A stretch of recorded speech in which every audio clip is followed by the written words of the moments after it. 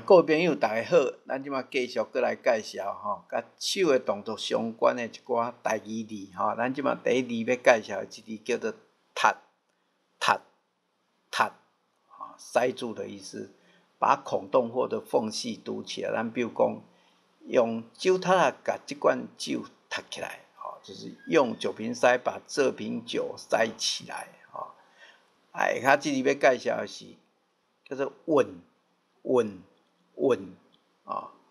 就是交粘的意思，以物沾粉或者是液体咱比如讲面巾稳落打就是把毛巾沾湿稳导油就是沾酱油那这个稳导油另外一个意思是在讲啥，就是讲它只是一下下而已很短暂的时间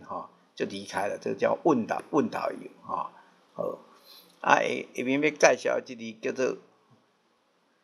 割，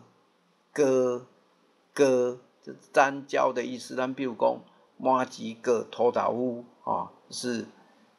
糍粑沾花生粉另外一个意思是沾染的意思。咱比如讲衫去割到豆油衣服沾到酱油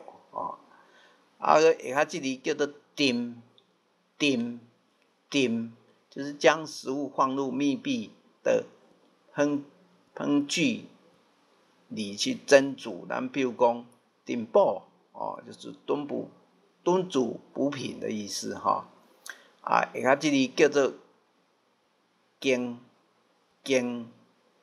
就撑住的意思，用东西支住另一个东西，或者是两个东西互相抵住撑住。咱比如讲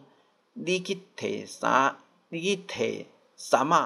来甲门小经一下你去拿这个杉木块